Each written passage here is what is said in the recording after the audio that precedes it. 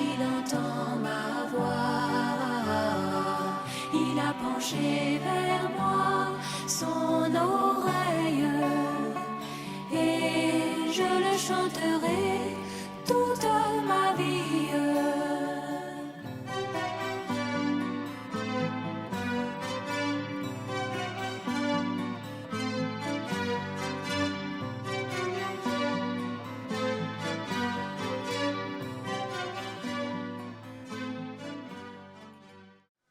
Gloire à Dieu.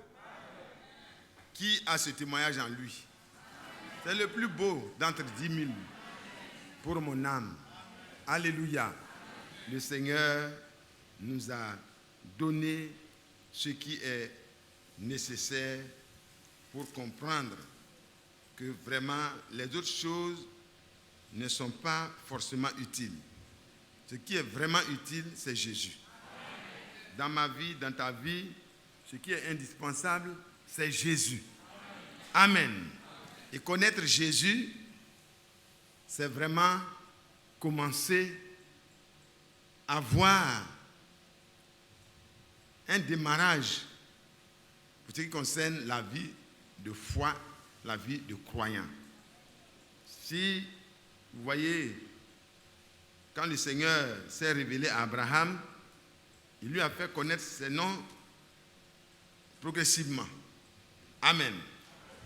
Et par la grâce de Dieu, chaque nom, chaque attribut que Dieu lui révélait permettait à sa foi de grandir et de gravir des échelles plus élevées.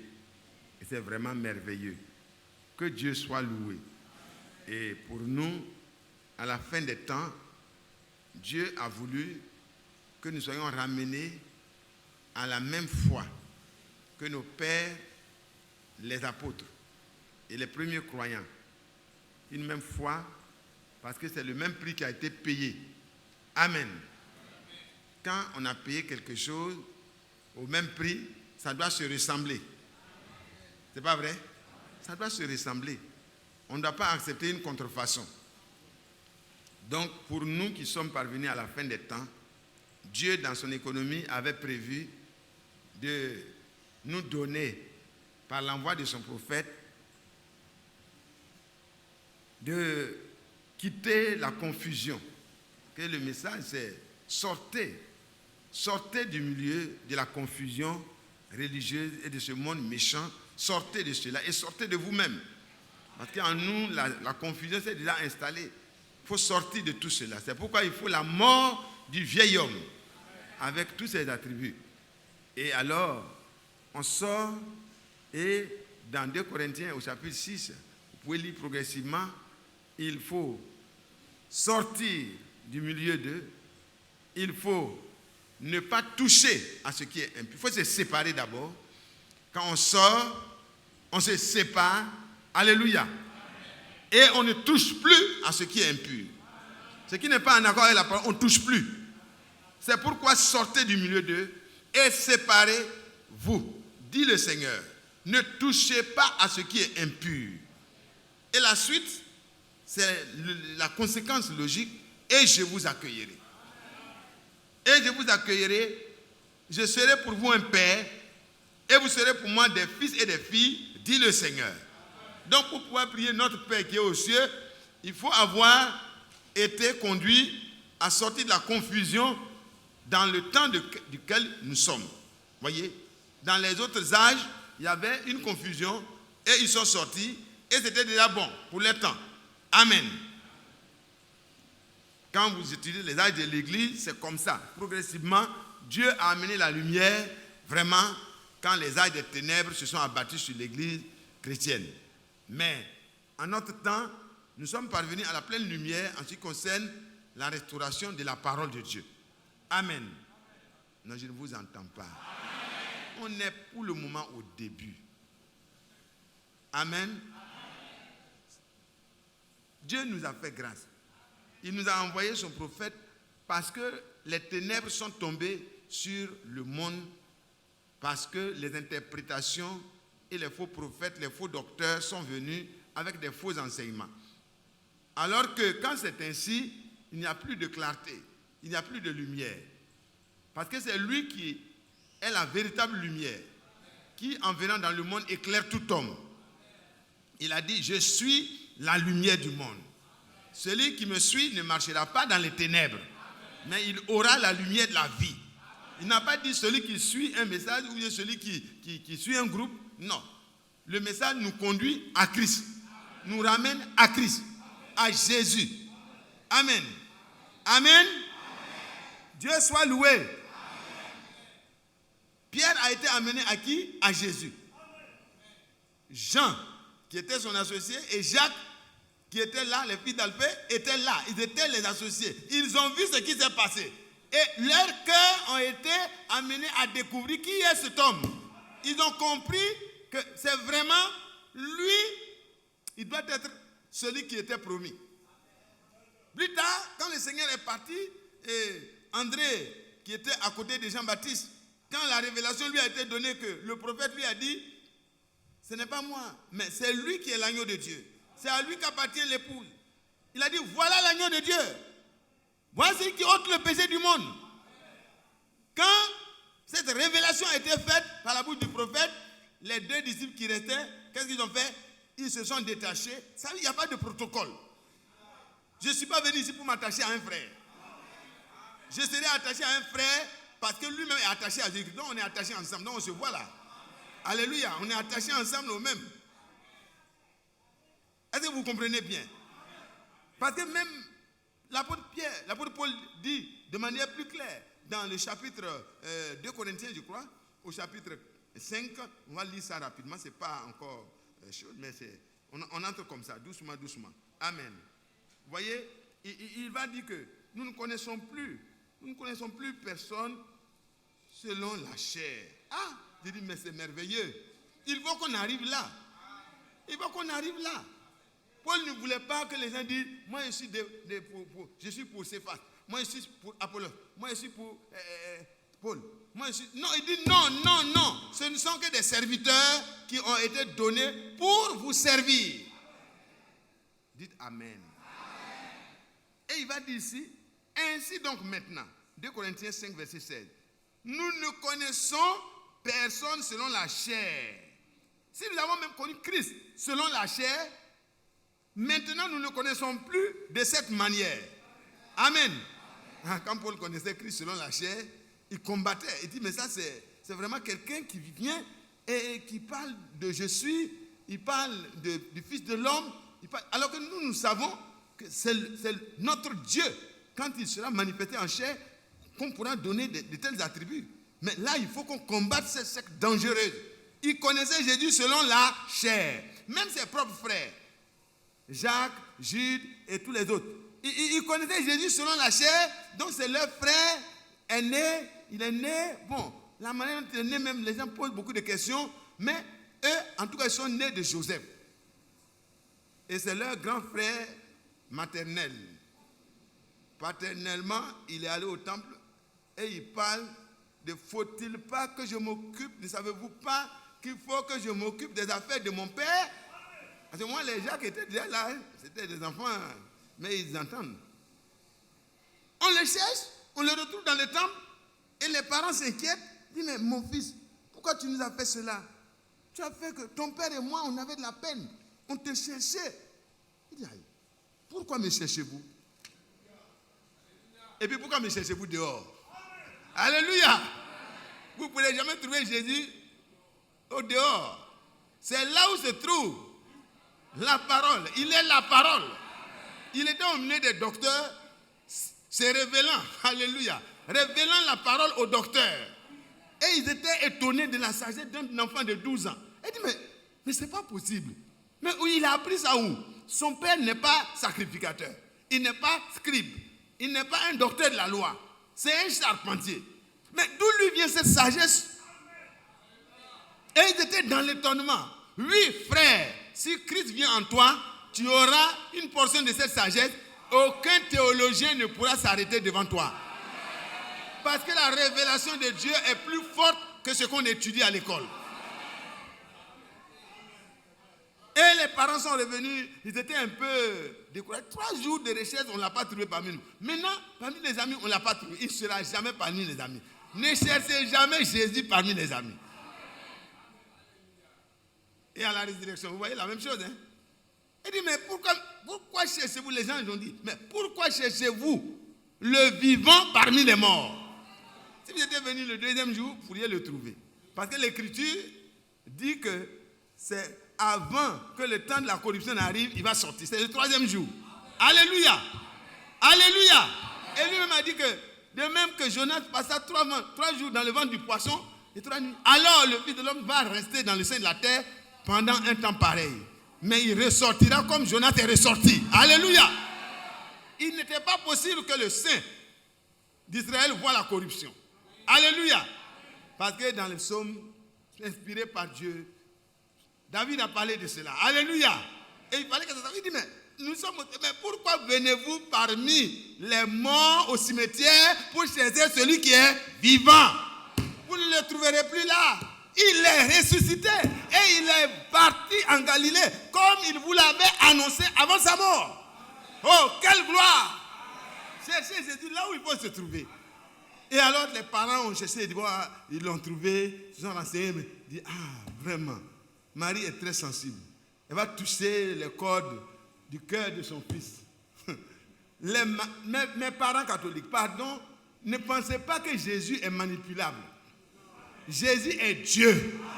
Le Dieu tout-puissant qui a créé Marie, qui a créé Joseph, qui a créé tous les David et tous les parents jusqu'à Abraham, jusqu'à Adam et Ève, c'est lui qui était là, matérialisé dans un corps de chair. Donc il n'est pas influençable par une femme. Il dit, mais pourquoi vous me cherchez? Mais vous avez eu la révélation. Alléluia. Bon, on va voir pourquoi. Qui il est même? Qui il est? Prenez Matthieu. Matthieu. Parce que avant d'arriver à là où nous devons arriver aujourd'hui, il faut savoir bien qui il est.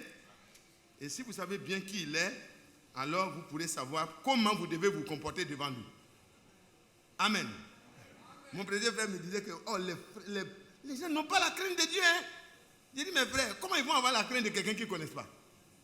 Quand on parle du lion, quelqu'un qui ne sait pas qu'est-ce que le lion peut faire, il voit le lion, il pense que c'est un bœuf. Il va aller le faire comme ça et puis il va être complètement terminé. Un enfant qui n'a jamais connu le serpent, quand il voit, il pense que c'est un tuyau d'eau. Il va aller prendre pour arroser son jardin et le serpent va le mordre. Mais c'est ce qu'on connaît, qu'on craint. Et Dieu, il faut qu'il se révèle à nous pour qu'on le connaisse. On ne l'étudie pas. Il se révèle. Mais il se révèle à celui qui réellement le cherche de tout son cœur. Mais comment le chercher? C'est le Seigneur qui met en nous cette possibilité de le rechercher. Parce que c'est lui qui nous a cherché d'abord. C'est lui qui peut mettre cela en nous. Alors on va lire dans Matthieu au chapitre 1.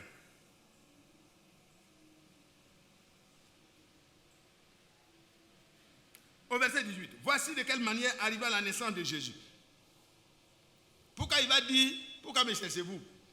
Pourquoi êtes-vous en train de me chercher, de vous étonner de ce que je vous fais de la peine, alors que je suis à la place où je dois être? Alléluia. On va repartir à l'identité. Parce que ça permet de savoir pourquoi il se comporte comme ça. Marie, sa mère, ayant été fiancée à Joseph, se trouva enceinte par la vertu du Saint-Esprit. Avant qu'ils aient habité ensemble, Marie savait bien que ce n'était pas de Joseph qu'il avait reçu cette grossesse. Joseph savait bien que grossesse là est venue avant qu'ils soient ensemble. Donc, les deux étaient bien instruits. Amen. Il parle à des gens qui savent de quoi il parle. Aux autres, il ne peut pas parler comme ça. Joseph, son époux, qui était un homme de bien et qui ne voulait pas la diffamer, se proposa de rompre secrètement avec elle. Le frère, il est très gentil. Amen. C'est des fiançailles bien, bel et bien établies, mais il y a un phénomène qui n'est pas normal qui s'observe. Joseph ne veut pas s'attribuer un enfant qui n'est pas son enfant. Et il ne veut pas aussi faire du mal à celle qu'il aime. Voilà comment un frère qui est vraiment fiancé à une femme qu'il aime, à une fille qu'il aime, doit faire attention pour ne pas diffamer la sœur. Ne parlez pas mal de votre fiancée. Si elle a des faiblesses, vous devez faire attention. Ce n'est pas vous qui devez publier ça. Arrêtez ça. Et maintenant, si ce n'est pas votre fiancé, c'est plus grave encore. Vous n'en avez même pas le droit. Vous devez aller voir les frères. Il semble qu'il y a un problème. Les frères là ne sont pas encore arrivés au mariage et il y a un ventre. On ne sait pas qu'est-ce qu'il y a. Frères, vraiment instruisez-vous, faites des recherches pour qu'on puisse être situé. Ça c'est clair. Mais il ne faut pas aller parler où tu as su, où tu as su, où tu as appris, où tu as appris. Maintenant, quand ça sera clairement établi que tout ce que tu as dit est faux, il faut reprendre le bâton du pèlerin et se promener dans où tu as su, où tu as appris, as-tu appris. Il faut refaire ça. La repentance ne consiste pas à aller voir les serviteurs de Dieu. J'ai péché contre Dieu, j'ai parlé mal d'un frère. Ce n'est pas suffisant. Tu n'as pas parlé aux serviteurs de Dieu, tu as parlé à des gens. Retourne. Là où tu as menti là, là où tu as fait des fausses dépositions, retourne là-bas. Parce que tu vas mettre des problèmes dans la compréhension des gens. Donc, ne diffamez pas. Faites attention aux paroles diffamatoires. Analysez tout ce que vous dites et soyez sûr que devant Dieu, ça va tenir. Si vous n'êtes pas bien informé, cherchez à vous informer. Alors, Joseph avait ça dans son cœur. Secrètement, il pensait. Et comme il y pensait, c'était d'abord en pensée. Mais vous savez qu'avant que la pensée même ne vienne, le Seigneur la connaît parfaitement. À plus forte raison la parole, à plus forte raison l'acte. Où est-ce qu'on va se cacher et puis Dieu ne nous connaît pas? Non, Dieu nous connaît parfaitement. Tout est nu et découvert aux yeux de celui à qui nous devons rendre compte. Donc, il y pensait, il était vraiment un homme qui a une bonne pensée. Il ne veut pas la diffamer, il ne veut pas arracher aussi l'enfant de quelqu'un. Il faut qu'il sache clairement. Et le Seigneur va lui faire savoir. Voici un ange du Seigneur lui apparut en songe et dit, Joseph, fils de David, ne crains pas de prendre avec toi Marie, ta femme. Alléluia. Marie, pas ta fiancée, mais ta femme. Elle t'appartient. Prends-la. Alléluia. Car l'enfant qu'elle a conçu vient du Saint-Esprit. L'enfant là, c'est Ésaïe 7, verset 14, en pleine exécution. Car le Seigneur lui-même vous donnera un signe. Il va arriver. Vous verrez une femme vierge.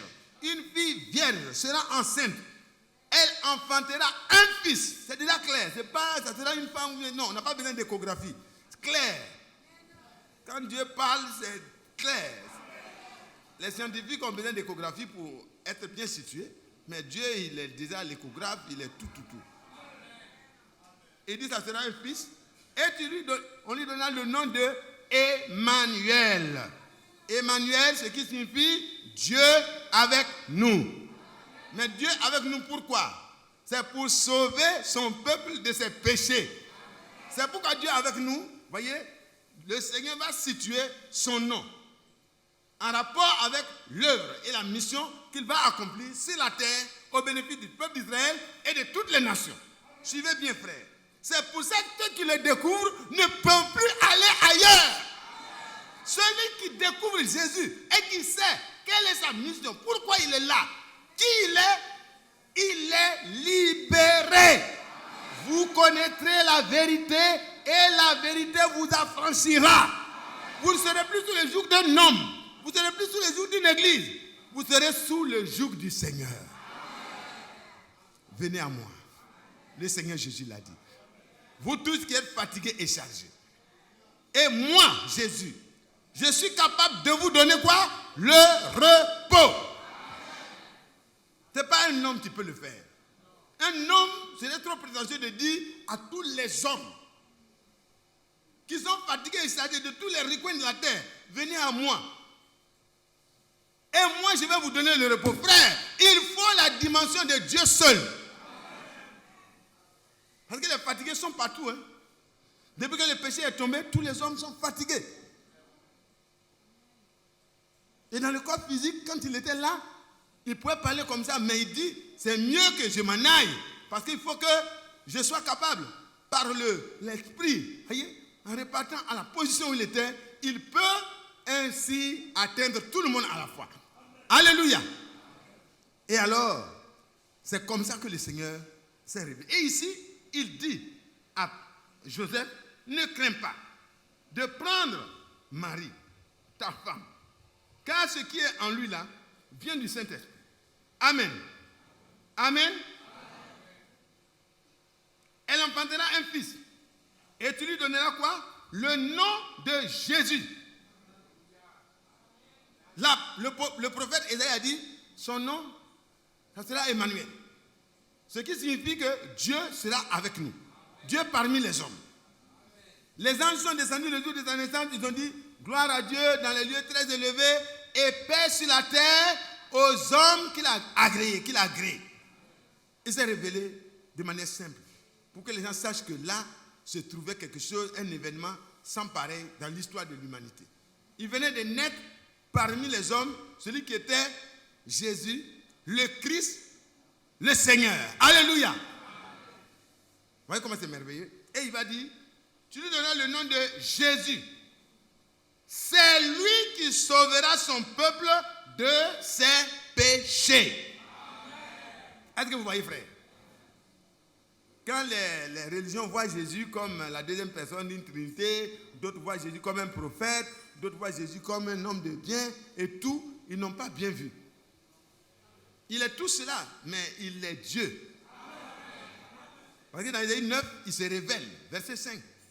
On l'appellera admirable, conseiller, Dieu puissant, Père éternel, Prince de la paix. Alléluia.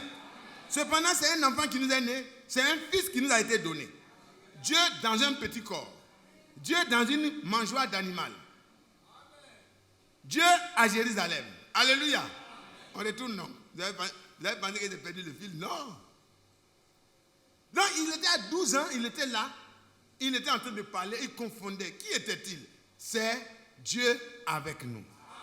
Qui était-il? Il viendra lui-même et nous sauvera.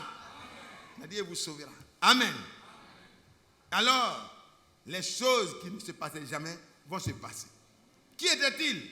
C'était Jésus. Ce qui signifie, le Dieu d'Israël, Yahshua, est sauveur. Il vient pour sauver. C'est lui-même qui est rédempteur. Il devient notre parent rédempteur en ayant un corps semblable au corps dans lequel nous sommes tombés. Il vient pour nous sauver. Amen. Dites Amen, mes sœurs. Donc il était là où il devait être. Et sa mère va poser la question, ah, mais notre fils, pourquoi nous as-tu fait tant de peine? Il dit, mais ne fallait-il pas que je m'occupe des affaires de mon père? Vous savez que j'ai été... Mais pourquoi me cherchez-vous? Ne saviez-vous pas?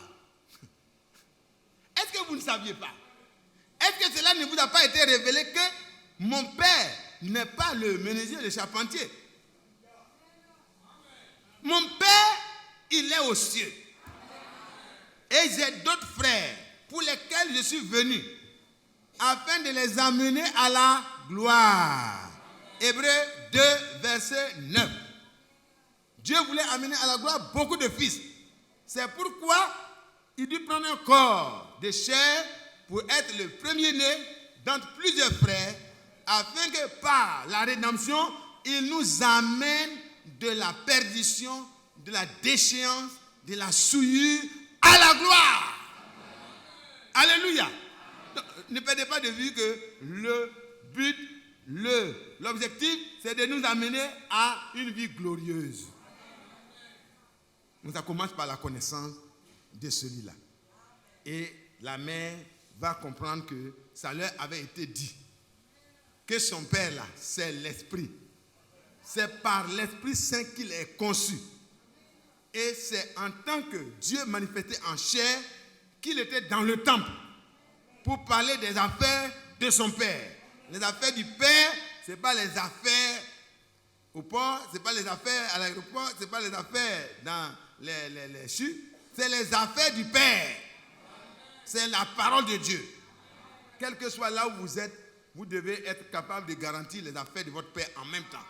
Dans le lieu où Dieu vous a parachuté, vous avez le devoir de le faire. Que Dieu soit loué. Que Dieu soit loué. Que Dieu soit loué. Jésus est donc à sa place et en tant que Dieu manifesté en chair pour notre salut, il faut que nous le connaissions tel qu'il est et alors les choses vont changer. Hier, nous avons parcouru 3 cas. Nous avons vu rapidement la femme pécheresse. La femme pécheresse, elle avait besoin d'être libérée du joug du péché. L'esclavage du péché est le joug le plus périlleux. Parce que le salaire du péché, c'est la mort. Mais le don gratuit de Dieu, c'est la vie éternelle. En Jésus-Christ. Parce que c'est en lui que se trouve le salut. Quand Simeon l'a pris dans ses mains, bien que bébé, il savait un enfant nous est né. Un fils nous a été donné. Et il pouvait savoir que c'est celui qui doit dominer. C'est celui qui doit sauver.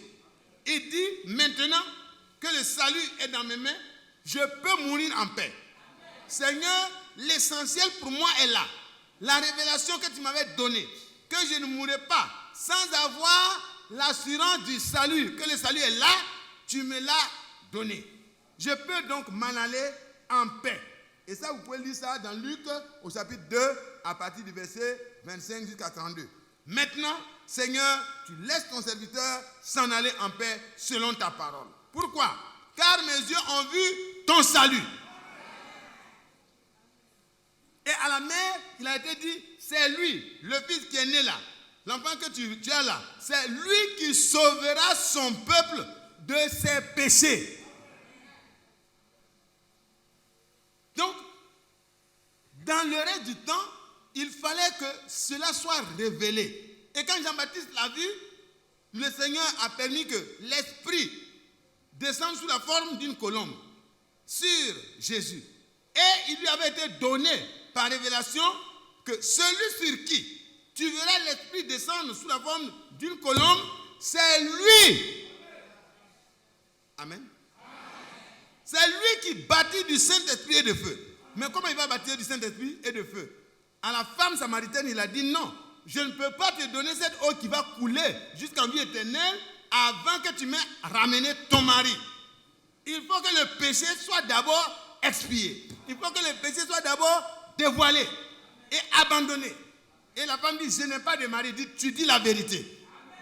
Tu es une femme qui a eu 5 maris. Aujourd'hui, tu vis avec un homme qui n'est pas ton mari. Tu as dit la vérité. Et la femme se rend compte que c'est plus qu'un homme. C'est plus qu'un homme qui est né quelque part, un charpentier dont il a... C'est plus qu'un homme. Mais dis, mais d'où me connais-tu? Alléluia. Et elle change. Elle dit, je sais que nous savons que le Christ viendra. Ah! Directement Non, c'est merveilleux. Elle dit que quand il viendra, il nous révélera toutes choses. Elle avait plus de connaissances que beaucoup de docteurs de la loi, que de beaucoup de docteurs en théologie, en divinité. Qui lui a révélé que le Christ connaît les sentiments et les pensées des cœurs. Le Christ, c'est Dieu lui-même manifesté dans un corps de chair. Et la femme dit, mais nous savons que, oui, je sais que le Messie doit venir. Elle sait. Elle était dans l'attente. Son cœur battait. Même quand elle était dans une vie qui n'était pas encore ça, il y a quelque chose en elle. Et le Seigneur de Dieu appelle ça la semence prédestinée. Frère, si en toi se trouve cette semence prédestinée, tu ne vas pas te satisfaire aux faux prophètes. Tu ne vas pas te satisfaire aux petites religions à gauche à droite. Tu ne seras satisfait que quand tu seras en face de lui. Alléluia. J'ai désiré le voir face à face et chanter pour toujours sa divine grâce dans les rues pavées et dans élever ma voix. Mes soucis sont finis, je suis à l'abri. L'abri, ce n'est pas l'argent que tu as, ce n'est pas le travail que tu as, ce n'est pas ton compte, Ce n'est pas la protection de la garde rapprochée. L'abri, vous les grands comme les petits, c'est Jésus. C'est lui. Il peut garantir la sécurité à même un homme le plus pauvre dans sa hutte, comme au plus grand dans le palais. Lui seul. Et si l'Éternel ne garde la ville, ceux qui la gardent travaillent en vain. Babylone était bien gardée. Les gardes étaient en haut. Ils tournaient sur la tour imprenable. Ils étaient là, les chars étaient en haut. Mais Dieu n'était plus là. La sécurité n'était plus là. Et pendant que le fleuve Euphrate coulait, il y a eu une intelligence qui a été donnée à Darius. Ils ont détourné le cours d'eau. Et la mort est entrée par là où la vie était. Frères et sœurs, ne trouvez pas de sécurité ailleurs. Si vous avez trouvé une sécurité semblable, venez me la dire. La seule sécurité, c'est en Jésus-Christ. Et la femme samaritaine, quand le Seigneur dit, mais le Christ dont tu parles, qui va nous dévoiler toutes choses, alors, c'est quand tu seras là, c'est lui qui va nous dévoiler. Et le Seigneur dit, vraiment, c'est l'une des rares fois où le Seigneur va parler de manière directe. Oh là là, aujourd'hui, Dieu nous révèle les choses de manière directe. C'est pas vrai? C'est pas vrai? Il dit, celui qui te cherche là, le Christ dont tu parles là, je le suis. Moi qui te parle. Je suis celui qui te parle lui-même. Je suis le Messie. Je suis Dieu manifesté en chair. Je parle de Jésus et quand il dit je suis là, notez bien. Ne dites pas Matthieu dit qu'il est. Non, je parle au nom du Seigneur. Jésus a dit je suis celui qui te parle. Moi qui te parle là, c'est moi. Et à ce moment-là, la femme sait que le Christ, quand Dieu viendra dans un corps de chair, c'est pour faire quoi? C'est pour venir en aide à ceux qui tremblent. Dites à ceux qui sont dans la crainte et dont le cœur bat et palpite. Parce que quand tu es dans le péché, tu n'es pas en paix. Tu n'es pas en paix. Mais quand tu es malfaiteur, quand on voit la police qui fait hop, le frère il tremble. Mais tu as fait quoi? Tu as détourné de l'argent? Tu as tué quelqu'un et puis toute personne ne sait? Vous voyez? C'est misérable. Tu n'es pas tranquille. Le médecin s'enfuit sans qu'on le poursuive. Mais il va où? Il y a la police. Ah, la police a fait quoi? La police fait son travail. Et on l'attrape facilement. Mais le Seigneur est venu pour que tu sois libéré. Le péché qui pèse dans ton cœur là, il est venu pour te rendre libre. Il est Jésus. Il est celui qui te sauve de tes péchés. Sa première venue, c'est pour nous. C'est pour qu'on sorte du péché et de la mort, du royaume de Satan et des ténèbres, pour passer à Jésus-Christ qui est la résurrection et la vie. Pour avoir la vie, pour avoir la lumière qui éclaire tout homme. Afin que nous ne soyons plus dans les ténèbres. Quand il partait dans les contrées de la Galilée, de Capernaum, il dit que le prophète avait vu son arrivée là-bas. Et le prophète a dit, une grande lumière à lui parmi les ténèbres. Alléluia! C'était Jésus. Quand il arrive, la lumière arrive. Tu comprends les choses comme tu n'as jamais compris. Et la femme dit, mais c'est lui, quand il sera venu, il va nous dévoiler tout ça. Je le suis. Moi qui te parle, c'était fini. Elle a déposé en même temps. Elle a déposé sa charge. Elle était venue puiser de l'eau, mais elle a oublié qu'elle avait soif. Elle est partie en ville. Venez voir. Vous chantez, venez voir. Mais est-ce que vous l'avez vu? C'est ça. Alors, vous qui êtes assis, est-ce que vous l'avez vu? Si vous l'avez vu, vous n'allez plus rester tranquille. Je n'ai pas dit que sauter est le signe que tu l'as vu. Non, comprenons-nous bien. Ce n'est pas parce que je bouge, parce que je fais beaucoup de bruit, que le frère Mathias, vraiment, il a l'esprit. Non. On peut faire de l'enthousiasme, produire du bruit, sans l'avoir vu. Mais quand on l'a vu, il y a quelque chose qui se passe. Et ça ne se passe pas à l'extérieur, de l'extérieur vers l'intérieur, mais plutôt de l'intérieur vers l'extérieur. Alléluia. Alléluia. Venez voir. J'ai trouvé un homme qui m'a dit tous les secrets de mon cœur. Mais ne serait-ce pas le Christ? C'était sa question. Vous n'avez pas me dit que la femme était en train de prêcher. Elle est allée dire ce qui s'est passé et s'est arrêtée là. Et quand les gens sont venus, qui devait leur parler? C'est Jésus. Jésus a commencé à parler. Jésus a commencé à parler. Et à la fin, les Samaritains se sont arrêtés. Ils ont dit, nous sommes venus effectivement par ton témoignage. Mais maintenant, ce n'est plus à cause de ce que tu as dit. Car nous-mêmes, nous l'avons écouté. Et nous avons compris. Et nous avons eu la révélation. Pendant qu'il nous parlait, qu'il n'est pas un prétentieux, mais que c'est lui le Christ, le sauveur du monde. Alléluia. Oh, mes frères et mes sœurs, la vraie religion commence là. C'est ça qui vous lie à Dieu. Mais quand vous cherchez à vous lier à Dieu, vous êtes dans la religion. Mais quand le Seigneur vous lie à lui, vous entrez dans un corps vivant. Alléluia. Oh là là, gloire à Dieu. Oh là là, merveilleux. Oh, le temps, la place me manque. Alléluia. Oh là là, un jour j'aurai de la place plus grande. Au ciel là-bas, je vais courir. Je vais le louer comme un fou. Parce que s'il y a une folie qui vaut la peine, c'est la folie d'être avec Dieu et de l'adorer sans se contrôler. Mais pour le moment, on fait tout avec ordre. Pardon, les frères qui ne sont pas habitués à ce style. Pardonnez-moi, frère. Je reviens à vous. Alléluia. Que Dieu soit loué. Que Dieu soit loué. Et la femme pécheresse, c'est la même chose. Quand elle est arrivée, la réunion, elle n'était pas invitée. C'était le pharisien qui avait invité l'homme de Dieu.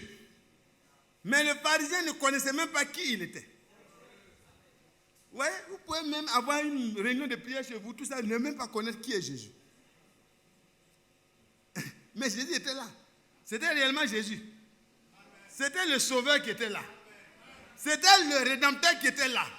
C'était le Dieu d'Israël manifesté en chair qui était là. Il viendra lui-même et vous sauvera. C'est ce qui était en train de s'accomplir sous les yeux. Mais ils l'ont invité, il était là. Il est entré avec ses pieds pleins de poussière. Pas d'eau pour laver ses pieds. Pas de serviette pour essuyer ses pieds. Pas d'huile pour rafraîchir sa tête. Alors que c'était d'usage en Orient que cela se fasse. Quand vous recevez un autre, vous devez vous occuper de lui de cette manière. Ils n'ont même pas eu le temps de le faire. Parce qu'en fait, comme il est dit par Paul plus tard, s'ils avaient su que c'était le roi de gloire, ils ne se seraient comportés d'une autre manière. Mais la révélation n'était pas encore à eux. Alors, ils ont négligé Jésus, il était assis avec la poussière, tout ça. Et pendant que Jésus était assis parmi les grands, il était en réalité le seul grand. Alléluia. Mais ils ne se sont même pas occupés de lui. Parfois, vous avez Jésus à la maison avec vous, mais vous ne le connaissez pas, donc vous continuez à vivre dans la misère. Frère, arrête la misère. Ta vie de misère dans le péché, le Seigneur est venu pour te rendre libre. Libre. La femme est rentrée. Comment? Les protocoles n'ont pas pu l'arrêter. Quand elle est entrée, elle s'est mise directement derrière Jésus, les pieds de Jésus. Parce qu'elle ne pouvait pas comparaître devant la face du Seigneur. Elle a commencé quoi? En même temps à prier. Elle pleurait, elle pleurait, elle pleurait. Elle se tient derrière, au pied de Jésus. Elle pleurait. Au pied de qui? Jésus, c'est qui? Dieu sauveur. Yahshua est sauveur. Il n'est pas venu chercher les bien portants, mais les malades pour les soigner. Il n'est pas venu appeler des justes, mais appeler de ceux qui sont pécheurs et qui reconnaissent leur péché. Le sauveur est venu pour eux. Donc la femme s'est tenue là, elle a commencé à pleurer, à confesser ses péchés, sa mauvaise vie. Son carnet d'adresse était rempli de grands types, c'est probable. Elle a peut-être fait des grandes réalisations avec ça. Mais elle savait que tout ça, c'est vanité. Il faut qu'elle retrouve celui qui va sauver son âme et libérer son esprit de la pourriture. Mais qui peut le faire? Un chef religieux? Non. Matthias? Non. Badi? Non. Isaac? Non. Un prophète? Non. Un docteur? Non. Personne. Il faut que vous soyez amenés à Jésus. Elle est partie, elle a pleuré. Et le Seigneur a vu ses pieds mouillés bientôt de larmes. Et elle a pris ses cheveux, elle a glissé ça, elle a essuyé les pieds de Jésus. Regardez la tête d'une femme remplie de boue. Ce n'était plus ça qui était son problème. Jésus est tout pour elle. Il est tout pour moi. Il est tout pour moi. Jésus, mon roi, pourvu que tous les regardent vers moi et que ma vie change. C'est de ça qu'il est question. Je suis fatigué de la prostitution. Je suis fatigué de la mauvaise vie. Seigneur, jette un regard sur moi. Abaisse ton regard sur moi. Je suis derrière toi. Je sais que tu me vois. Je sais que tu vois derrière. Alléluia. Tu n'as même pas besoin de regarder dans la destin de quelqu'un pour savoir ce qu'il pense. Donc la femme parlait à Dieu qui sait tout. Et immédiatement, les gens qui étaient assis, le chef de la maison a commencé à dire, oh, mais il s'est dit en lui-même, dans sa pensée, cet homme, s'il était vraiment prophète, moi j'ai pensé qu'il est prophète, je l'ai invité, mais je me rends compte qu'il ne voit rien. Il n'est pas un voyant. S'il était un voyant, il aurait vu tous les péchés de cette femme. Il n'aurait jamais permis que cette femme le touche. Il saurait quelle espèce de femme, de quelle espèce est la femme qui le touche. Voyez frère, on est très amer pour juger les autres. On est capable de mettre en morceau un frère, une soeur, une pauvre misérable qui est dans sa situation. Mais arrêtez ça, frère. Arrêtez ça. Mettez-vous à sa place. Est-ce que vous auriez aimé qu'on vous parle comme ça? Elle était là, elle n'était pas là pour le pharisien. Elle était venue, la maison du pharisien était là tous les jours. Elle n'est jamais venue demander un franc. Elle n'est jamais venue participer aux réunions de prière. Mais ce jour-là, il y avait une personne particulière. Il y avait ce qu'elle recherchait. Jésus de Nazareth. Et elle était là. Elle savait que c'était une pécheresse. Il aurait su que c'était une pécheresse. Une pécheresse. Avec mépris. Et le Seigneur va lui montrer qu'il connaît les pensées. Il sonde les cœurs. Il connaît ce qui se trouve dans votre pensée pendant que vous êtes assis ici. Frère, ne méprisez plus un frère. Ne méprisez plus une sœur. Si quelqu'un fait mal, ne soyez pas content de ce qu'il fait. C'est normal. Un frère ne peut pas être heureux et encourager une sœur ou un frère dans la mauvaise voie. Il faut aller le voir, il faut l'aider à sortir de là. S'il ne peut pas sortir, il y a des étapes. Alléluia. Il faut l'aider. Mais si ce n'est pas un frère, parce que vous le fatiguez, il va fuir. Mais si c'est un frère qui est dans la situation de la pécheresse, vraiment vous faites mal. Et le Seigneur va dire, Simon, j'ai quelque chose à te dire. Réponds. Maître, réponds. Répondit-il. Et là, il dit, maître. Mais il connaît, il a plein de maîtres là. Il y a maître Gamaliel, il y a maître Nicodème, maître Tan, il y a un autre maître en plus. C'est tout, hein. Ce n'est pas maître dans le sens du Seigneur qui connaît déjà. Et le Seigneur va lui proposer une parabole. Et à la fin, le Seigneur va dire, tranchant clairement, en tant que le juge suprême, il n'y a pas de cour cassation. Il n'y a pas de cour quoi. Lui, il est toute la cour. Alléluia. Pendant que les juges, les petits juges, les pharisiens, les autres juges jugeaient, le Seigneur attendait. Et puis à la fin, il va dire, je te le dis, Simon, à toi, que la femme que tu vois, l'espèce de femme que tu es en train de voir là, c'est l'espèce que j'aime. Alléluia. Ces nombreux péchés dont tu parles là, lui ont été pardonnés. Est-ce que vous avez bien compris? Ces nombreux péchés lui ont été pardonnés. déployait ses larmes et pleurait, le Seigneur lui a déjà pardonné. Maintenant, il va faire connaître le verdict à ceux qui étaient en train de faire des jugements intermédiaires. Il dit, toi, je te dis que la femme, l'espèce de femme là, ses nombreux péchés lui ont été déjà pardonnés. Et qui dit mieux? C'est le patron. Il fait grâce à qui il fait grâce. Il fait miséricorde à qui il fait miséricorde. Il n'a pas de compte à te rendre ni à me rendre. C'est pourquoi le Seigneur a remis le jugement entre ses mains. Ce n'est pas entre tes mains. Il dit ne jugez de personne. Mais laissez Dieu convaincre votre cœur en ce qui vous concerne vous-même. Si vous devez vous plaindre, plaignez-vous de vos propres péchés. Il a fait l'erreur et le Seigneur va rendre le verdict. Car c'est pourquoi je te l'ai dit, ses nombreux péchés ont été pardonnés. Car elle a beaucoup aimé. Mais celui à qui on pardonne peu aime peu. Maintenant, il va se tourner vers la femme. Alléluia. Et il dit souverainement. Il n'a pas dit au nom du Père, du Fils, du Saint-Esprit, tes péchés sont pardonnés. C'est lui qui est tout. En lui habite corporellement toute la plénitude de la divinité. Et l'autre part, il dit, afin que vous sachiez que le Fils de l'homme a sur la terre le pouvoir de pardonner les péchés, il dit au paralytique qui venait d'être guéri, qui venait de recevoir le pardon de ses péchés, lève-toi pour qu'il sache qui je suis, lève-toi, prends ton lit toi-même et rentre à la maison.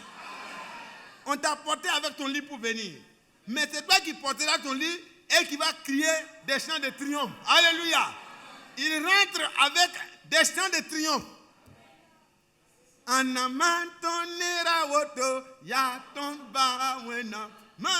Tu vois le monsieur qui est en train de marcher, qui rentre à la maison avec joie. Alléluia. Il dit, mais qu'est-ce qui s'est passé? C'est notre Seigneur. Merci pour tous tes bienfaits. Jésus, merci. Voilà quelqu'un qui a été touché par Jésus. Quelque chose s'est passé. De ses péchés, il est passé à un état de pardon. Et il a reçu la guérison dans son corps. Et la pécheresse aussi va recevoir la même expérience. Il dit, tes péchés sont pardonnés. C'est sorti de sa bouche. Qui peut revenir en arrière pour aller fouiller dans la main de l'oubli pour rechercher les péchés du chrétien à qui Dieu a pardonné? Ce n'est pas possible.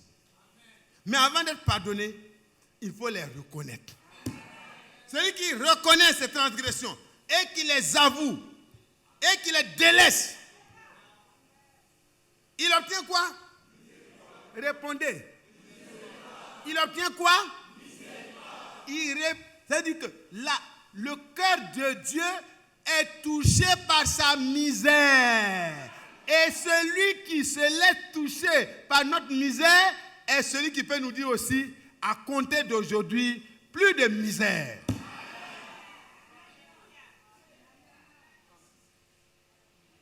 Quel est ton état? Ce n'est pas si grave devant Dieu. C'est grave pour toi, pour moi. Parce qu'on ne peut pas comparer devant Dieu avec ça. Jésus lui dit, tes péchés sont pardonnés. Ce matin, c'est de ce Jésus que nous parlons. Allez voir Zachée. Zachée avait de l'argent, il courait derrière l'argent. Mais quand, dans son cœur, quelque chose lui a dit, mais tu n'entends pas les nouvelles là? Le monsieur qui est là, on dirait que c'est lui. Il a pardonné la pécheresse, il a pardonné la tête, il a aidé. Mais ton problème là, il peut résoudre. Dans son cœur, il a eu vraiment le témoin. Il dit, mais je vais chercher à voir qui il est. Est-ce que vous comprenez? Il veut savoir qui il est. Et il a couru, il est monté sur l'arbre avant que Jésus n'arrive. Celui qui cherche Dieu de tout son cœur, le Seigneur lui-même se laisse trouver. Il était un homme riche. Donc les hommes riches peuvent trouver Jésus. Les hommes pauvres peuvent trouver Jésus. La classe moyenne peut trouver Jésus. Oh là là, il n'y a pas de barrière. Juifs, grecs, pauvres, riches, intellectuels, non intellectuels comme Pierre. Oh là là, c'est merveilleux. Et il court rapidement, le riche, en train de monter. Parce qu'il était de petite taille. La foule aussi était là. La foule, ce n'est pas de sa faute. Mais la taille aussi, ce n'est pas de sa faute. C'est arrivé. Mais il peut quand même surmonter toutes ces difficultés-là s'il cherche Dieu de tout son cœur. Dieu va permettre qu'il ait la révélation de comment le rencontrer. Il monte sur un sycomore et il devient du coup plus grand que tout le monde. C'est pas fini. La foule aussi, il est au-dessus de la foule. Alléluia. Celui qui cherche Dieu de tout son cœur, le Seigneur va le mettre au-dessus du lot. Il était en haut et il pouvait voir au moins Jésus physiquement. Mais il n'était pas question de connaître Jésus selon la chair, de le voir de ses yeux, mais d'être connu de Jésus et que Jésus se révèle à lui. Jésus arrive, pour lui montrer qu'il le connaît. Jésus s'arrête net parce qu'il était dans le feuillage. Il lève les yeux et toute la foule est étonnée parce que vous me connaissez pas, hein, frère. Frère Vincent, toi tu ne me connais pas, hein? C'est pas vrai? Moi je ne te connais pas bien, toi tu ne me connais pas bien. Mais on s'aime. Ça c'est un bon signe. Alléluia. Mais Jésus nous connaît tous. Ce que Zachée était hier là, les gens connaissaient ça. Mais ce que Zachée est aujourd'hui là, ils ne savaient pas. Ils vont encore juger. Zachée était tout à l'heure un vrai pécheur. Mais depuis un temps, son cœur était fatigué et chargé. Il était à la recherche de la paix. Il était à la recherche de là où décharger son fardeau, ses péchés. Et le Seigneur s'arrête. Et les regards de Zachée croisent les regards perçants de celui qui connaît, qui discerne les pensées du cœur. Et il est bouleversé. Les démons de la cupidité prennent la fuite en même temps.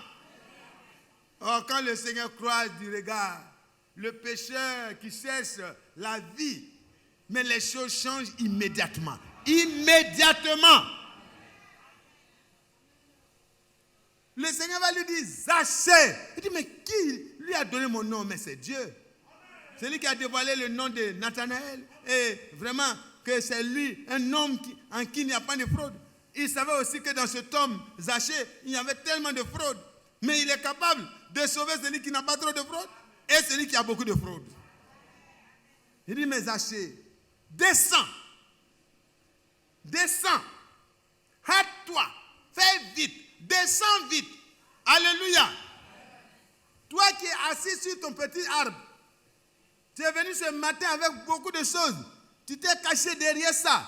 Mais tu veux quand même, dans ton cœur, tu as le désir de connaître Jésus. Le Seigneur te dit, hâte-toi de descendre.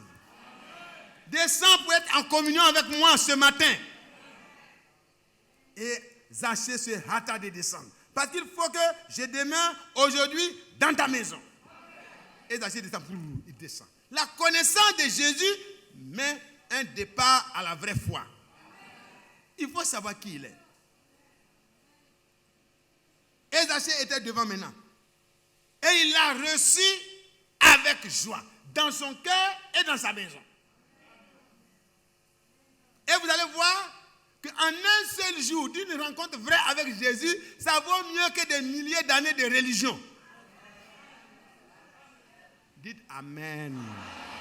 Voilà notre jeune frère converti. Notre jeune frère, il vient d'arriver. Il était hier un pourchasseur d'argent, un détourneur de fonds, un cupide, un voleur. Voilà Zachée qui descend. Le chef des publicains. Les pharisiens ne les aiment pas parce que même le petit publicain, il n'est pas aimé. Ce n'est pas le chef des publicains qui va être aimé. Maintenant, ils étaient avec Jésus, donc ils sont obligés d'aller chez lui. Donc ils sont en train de marcher. Il dit, il va nous amener où encore? Et puis ils arrivent. Zachée, il dit, voyant cela, tous murmuraient. Il est allé loger chez un homme pécheur. Il est allé jusqu'à même chez un homme pécheur, il a logé. Premièrement, c'était une femme pécheresse qu'il a reçue. Après, c'est chez un homme pécheur qui s'en va loger. Et il serait le prophète de Galilée, non, c'est pas clair. Mais le Seigneur était plus clair que tout ce qui est clair. Il est la lumière du monde. Celui qui suit le Seigneur avec vraiment la révélation ne marchera plus jamais dans les ténèbres. Mais il aura la lumière pour éclairer toute sa vie. Il arrive à la maison. Et voilà ce qui va se passer. Zachée n'a reçu aucun enseignement sur la cupidité. Nous avons reçu les enseignements. Ne devez rien à personne si ce n'est de vous aimer les uns les autres. L'amour de l'argent est une des racines de tous les maux. Nous avons tous les enseignements sur ça. Mais est-ce que ça nous a libérés? Ça ne libère pas suffisamment. Vous êtes informés, mais vous n'avez pas la force. Parce que la force vient par la connaissance directe de Jésus-Christ. Zachée n'a pas d'enseignement pour le moment, mais il a Jésus. La différence va se faire. Mais pendant qu'il le jugeait, Zachée se tenant devant le Seigneur, lui dit, voici Seigneur, voici, je donne aux pauvres la moitié de mes biens. Frère, je ne sais pas combien de personnes sont capables de faire ça aujourd'hui. Ce n'est pas à moi. Mais moi, je ne suis pas pauvre. Même si tu dois donner la moitié de tes biens, je ne suis pas dedans. Donc, ne dis pas, frère Mathias, qu'on donne la moitié des biens, il va profiter. Je n'ai pas besoin de ça. Mon Dieu est riche. Mais voilà un homme qu'on jugeait tout à l'heure. Il se tient devant Dieu et dit, je donne la moitié de mes biens aux pauvres. Ça veut dire que l'amour de la richesse l'a quitté. L'amour de l'argent l'a quitté. Il n'est plus en train de pourchasser les choses vaines. Il avait reçu l'essentiel. Jésus chez lui. Le Dieu sauveur chez lui. Celui qui libère du péché chez lui. L'agneau de Dieu qui ôte le péché du monde chez lui. Celui qui a le pouvoir de pardonner les péchés chez lui. Je donne la moitié de mes biens aux pauvres. Si ça arrêtait là, on aurait dit que c'est la libéralité. C'est bien. Les pharisiens allaient dire, ouais, non, le docteur Moïse nous avait enseigné ça. Il nous avait dit qu'on doit partager avec les pauvres, les indigents, tout ça, ça fait partie de la loi. Il commence à comprendre la loi maintenant. Mais il va dépasser la loi. Parce que Jésus, qui est le maître de tout ça, est là. Il dit, si j'ai fait tort de quelque chose à quelqu'un, je lui rends le quadruple. Si j'ai extorqué les fonds de quelqu'un, que la personne m'apporte les preuves, je lui rendrai le quadruple. Moitié déjà remis aux pauvres. Le reste, il partage, il multiplie par 4 pour remettre à tous ceux, c'est-à-dire tout son salaire qu'il a économisé, même risque d'entrer dedans. Ce n'est pas encore fini. Hein?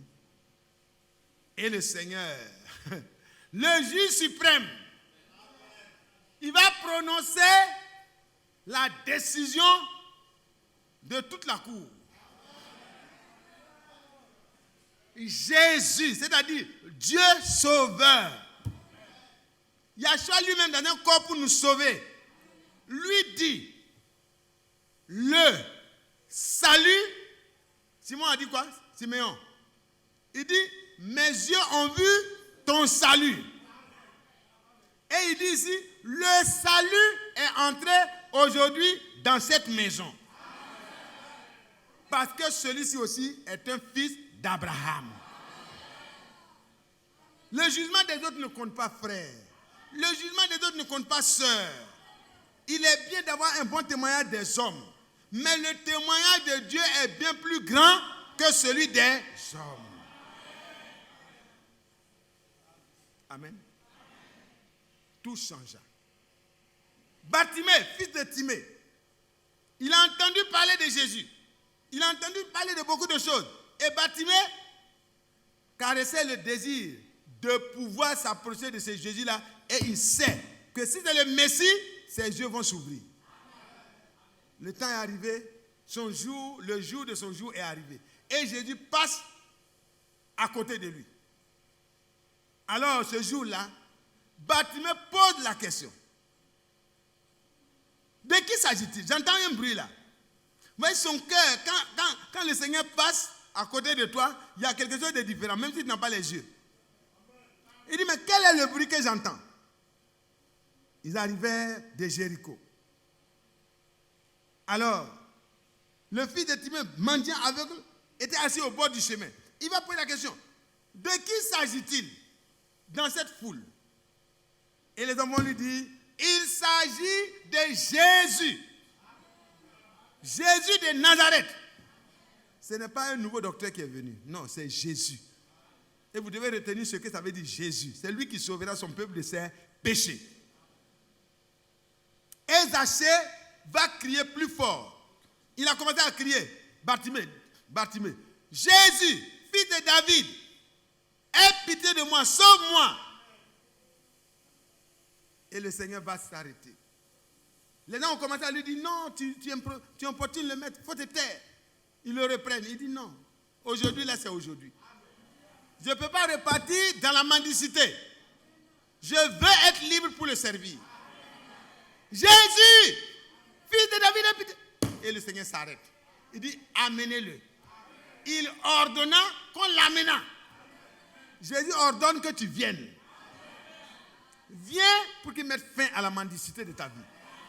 Spirituellement, tu as besoin de la prière des autres. Aujourd'hui, Jésus veut te donner un contact direct. Ce n'est pas par le protocole que tu vas passer. Tu vas avoir directement contact avec Jésus. Le protocole l'a amené vers Jésus et Jésus lui demande, qu'est-ce que tu veux que je fasse pour toi? Il dit, Seigneur, Seigneur, mes yeux. Amen. Que je recouvre la vue. Et le Seigneur va lui répondre, va, ta foi t'a sauvé. Frère, de quoi il avait besoin? De connaître qui est Jésus, afin que la vraie foi soit suscitée en lui. Amen. Ce matin, je vais m'arrêter là, à ces exemples. Amen. Amen. Il me reste 15 minutes environ. Nous allons progresser un peu, et puis après l'écoute, je crois que je vais pouvoir terminer. Amen. Amen. Amen. Amen. Repartons donc dans notre texte de base. Connaître Jésus est d'abord essentiel pour que le reste des étapes de la marche soient connues, soient vraiment avec succès. Amen. Nous étions dans 2 Pierre, non? Que la grâce et la paix vous soient multipliées par la connaissance de Dieu et de Jésus-Christ notre Seigneur. Sa divine puissance nous a donné tout ce qui contribue à la vie et à la piété au moyen de la connaissance de celui qui nous a appelés par sa propre gloire et par sa vertu. Vous savez qui nous a appelés, non? C'est Jésus. Levez-vous. Tout le monde, levez-vous. Dis à ton voisin qui dort, lève-toi. Dis-lui, prends courage, nous sommes à la fin. Voilà. La récréation. J'attends que tout le monde se lève. Voilà. Levez-vous dans les autres salles. Sa divine puissance nous a donné tout ce qui contribue à la vie et à la piété au moyen de la connaissance de celui qui nous a appelés par sa propre gloire et par sa vertu. Amen. D'abord la connaissance. Voyez? Par la connaissance de celui qui nous a appelés par sa propre gloire et par sa vertu. Quand Jésus déploie sa gloire et sa vertu, c'est pour t'appeler à le connaître.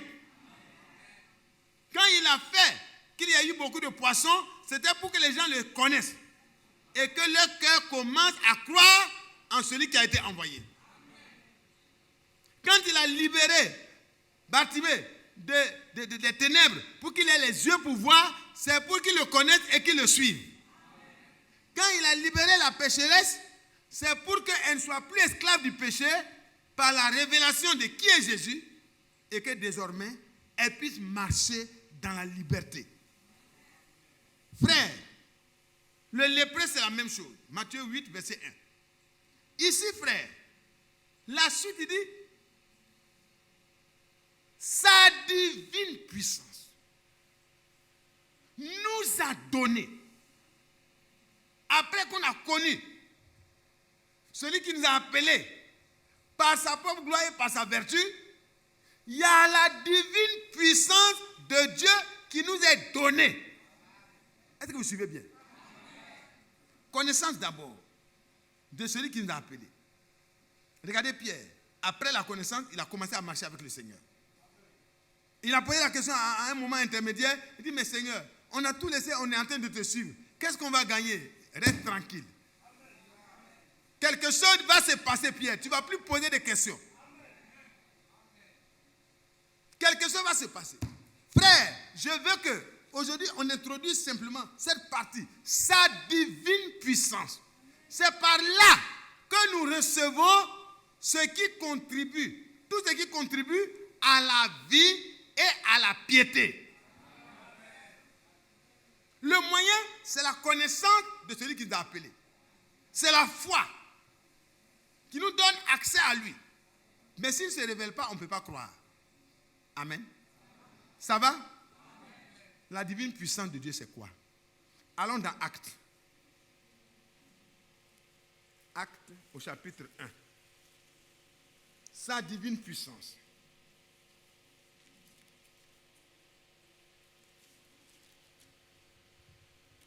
Acte 1. Acte 1. À partir du verset 4. Acte 1 à partir du verset 4. Comme il se trouvait avec eux, il leur recommanda de ne pas s'éloigner de Jérusalem, mais d'attendre ce que le Père a promis. Ce que je vous ai annoncé, leur dit-il, car Jean a baptisé d'eau. Mais vous, dans peu de jours, vous serez baptisés du Saint-Esprit. Souvenez-vous que Jean a dit dans Matthieu 3, verset 11, moi je vous baptise d'eau pour vous amener à la repentance. Mais celui qui vient après moi, c'est-à-dire Jésus, il faut avoir la connaissance de Jésus, un contact direct avec Jésus pour connaître la suite du programme. Jésus a été là sur la terre, il a marché avec eux, il a vécu avec eux, il est mort, il est ressuscité. Et avant de partir, il leur dit, ce que je vous ai dit là, ce qui va vous permettre, Pierre, tu ne peux pas me suivre maintenant, tu ne peux pas faire ce que tu as décidé de faire maintenant. Jean 14, je crois, Jean 13, à partir du verset 35. Il a dit, Seigneur, je suis prêt à te suivre, même si pour mourir. Il dit, non, tu ne peux pas le faire maintenant. Parce qu'il faut que sa divine puissance vienne pour te donner tout ce qui contribue à la vie et à la piété. Tout. Tout l'arsenal de la guerre, les armes offensives comme les armes défensives se trouvent dans cette puissance. Est-ce que vous suivez, frère? Est-ce que vous suivez? C'est là, il dit, c'est sa divine puissance qui nous donne tout ce qu'il faut pour la vie et la piété. Personne ne peut chercher à ressembler à Jésus-Christ par la force ou par la connaissance orale. C'est par la puissance de Dieu qui vient en vous. Lisons la suite, parce qu'on n'a pas besoin de commenter. Car Jean a baptisé d'eau, mais vous, dans peu de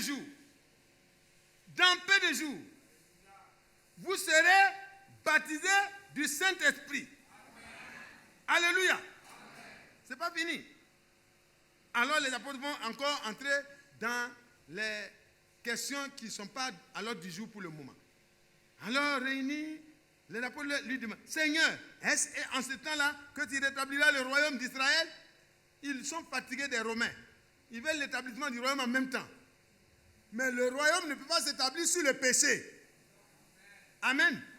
La première venue, c'est pour nous libérer du péché. La seconde venue, on pourra parler de tout le reste. Amen. Regardez, frère. Il a répondu, ce n'est pas à vous de connaître les temps et les moments que le Père a fixés de sa propre autorité. Mais vous, mes disciples, vous qui avez cru en moi, vous qui avez marché avec moi, vous qui m'avez suivi, vous qui avez donné vraiment tout votre temps pour me suivre, vous qui avez cru le message de ce temps, ils avaient cru le message de leur temps. Oh là là, le Seigneur était content d'eux. Il dit oui, vous qui m'avez suivi, vous qui avez tout abandonné pour me suivre, vous aurez des pères, des mères, des frères, des sœurs. Vous aurez les choses que vous avez abandonnées, vous en aurez 100 fois plus, mais avec des tribulations. Et dans le royaume, là, c'est encore vraiment merveilleux. Et là, le Seigneur va leur dire, mais vous recevrez une puissance, sa divine puissance. C'est de ça que vous avez besoin, mes disciples. Vous recevrez une puissance survenant sur vous. Cette puissance n'est pas en vous. Elle va survenir, elle va entrer en vous.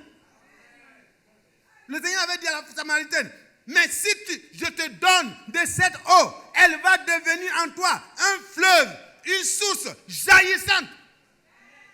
Tu vas aller de révélation en révélation. Tu vas grandir. Tu vas ajouter à la foi la vertu, à la vertu, la connaissance, à la connaissance, la tempérance, à la tempérance, la patience, à la patience, la piété, à la piété, l'amour fraternel, à l'amour fraternel, l'amour divin. Mes frères, c'est par sa divine puissance.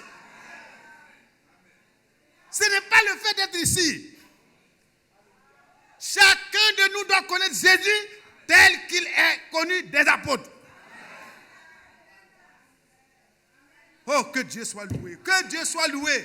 Vous recevrez une puissance survenant sur vous. Et vous serez quoi? Mes témoins.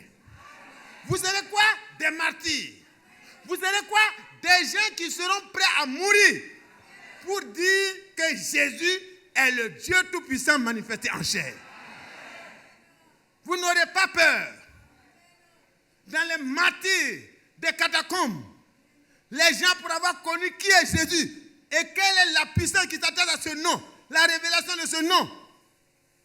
Car il n'y a aucun nom sur la terre, sous le ciel, par lequel les hommes peuvent être sauvés. Aucun nom ne leur a été donné. C'est dans Acte 4, verset 12. Par lequel ils peuvent être sauvés. C'est par le nom de Jésus. Vous recevrez une puissance survenant sur vous. Et vous passerez d'une position de faiblesse à la puissance de Dieu agissant en vous. Frère, c'est la réalité. C'est la réalité. Nous allons lire et nous allons revenir sur ces versets-là plus tard. Allons-y dans 1 Pierre. 1 Pierre. 1 Pierre, rapidement. Oh, sa divine puissance. C'est elle qui nous donne tout ce qui contribue à la vie et à la piété. Allons-y. Béni, 1 Pierre 1, verset 3. Béni soit Dieu, le Père de notre Seigneur Jésus-Christ, qui, selon sa grande miséricorde, nous a régénérés. Amen. Pour une espérance vivante, par la résurrection de Jésus-Christ d'entre les morts. Quand il sait qui est Jésus, quand il est mort, c'était la tourmente au milieu des disciples. Quand il est ressuscité, c'était l'espérance rendue vivante. Mais ce n'était pas fini. Alléluia. Pour un héritage qui ne peut ni se flétrir, ni se corrompre, ni se souiller, ni se flétrir, il vous est réservé dans les cieux. Pierre, tu demandes pourquoi? Qu'est-ce que vous allez avoir? Il y a un héritage incorruptible qui vous est réservé dans les cieux. Et Pierre parle de ça maintenant. Il dit, je sais qu'est-ce que Dieu va nous dire. Mais qui lui a enseigné ça? C'est le Saint-Esprit qui est venu. La puissance qui est survenue sur lui.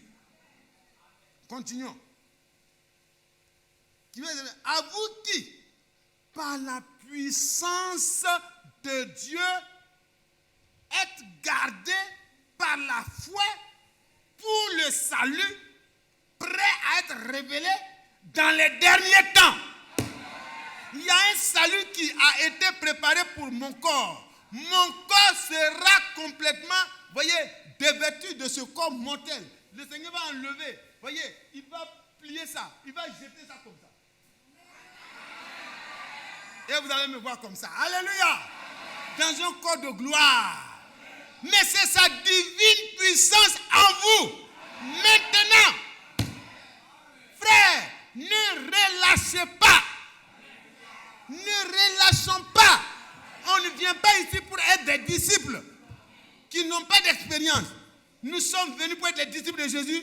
Les premiers disciples ont été gardés pour l'héritage là, par la foi, mais par la puissance de Dieu qui leur a été donnée.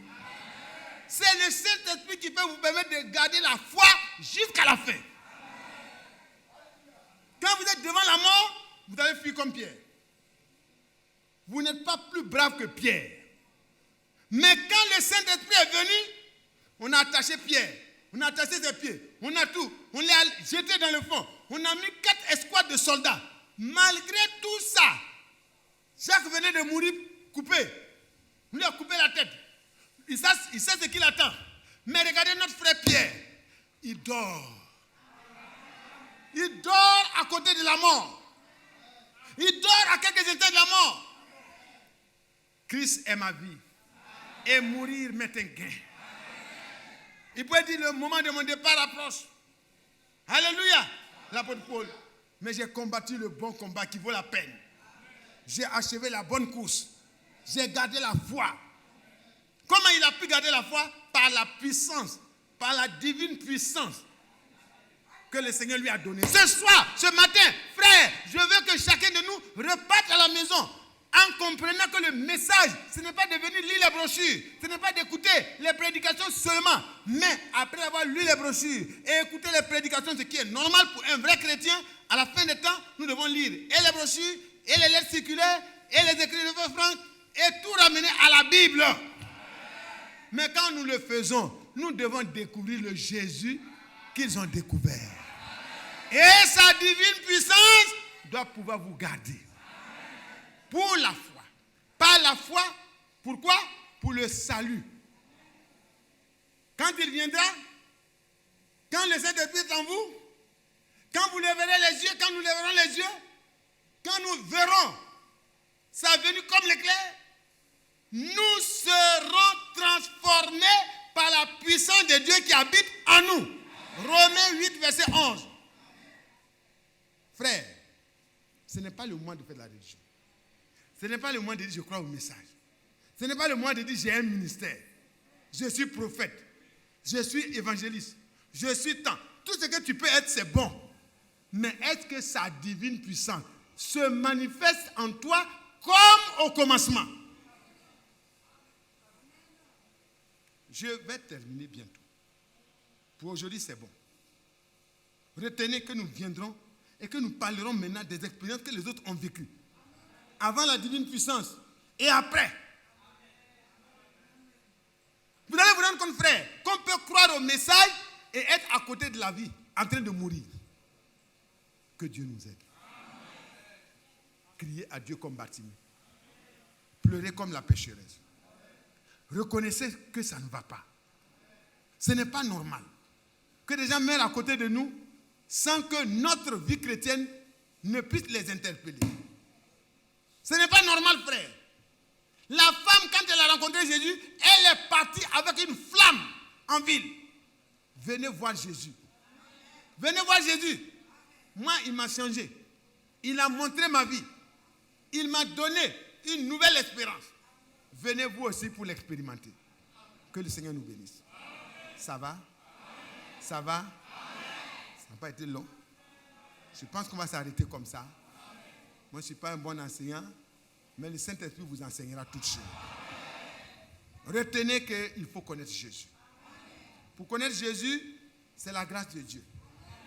Si vous le connaissez tel qu'il a été connu des disciples, tel qu'il a été connu de tous ceux que nous avons cités, il y a quelque chose qui va commencer à se passer en vous. Les choses anciennes que vous aimiez vont plus avoir du goût dans votre palais de votre vie spirituelle. Les choses nouvelles que le Seigneur va vous révéler, c'est ça qui va vous intéresser. Et vous allez être amené en contact avec sa divine puissance. Parce que quand Dieu vous révèle ce que vous êtes et que vous vous repentez, il y a quelque chose qui se passe. Il y a une purification qui s'opère dans votre cœur. Et quand le cœur est purifié et lavé, qu'est-ce que Dieu fait? Dieu vient faire son entrée. C'est son palais. C'est son temple. Et à partir de là, Dieu peut vous faire croître à tous égards dans la connaissance de celui qui vous a appelé. On va donc ensemble élever la voix pour dire merci à Dieu. De ce qu'aujourd'hui, encore, il se révèle, il se montre. Si vous voulez vous mettre à genoux, mettez-vous à genoux. Si vous voulez rester debout, restez debout. Vous voulez vous asseoir, asseyez-vous. Mais soyez sûr d'être dans la position qui vous permet de parler à Dieu sérieusement. Nous sommes arrêtés à midi, c'est pour que vous ayez quelques minutes pour prier. Frères, prions. Le temps est venu de sortir de nous-mêmes, de sortir de la religion, du messagisme, pour entrer dans la connaissance du Seigneur Jésus et d'avoir sa divine puissance. Que Dieu nous bénisse. On va prier ensemble.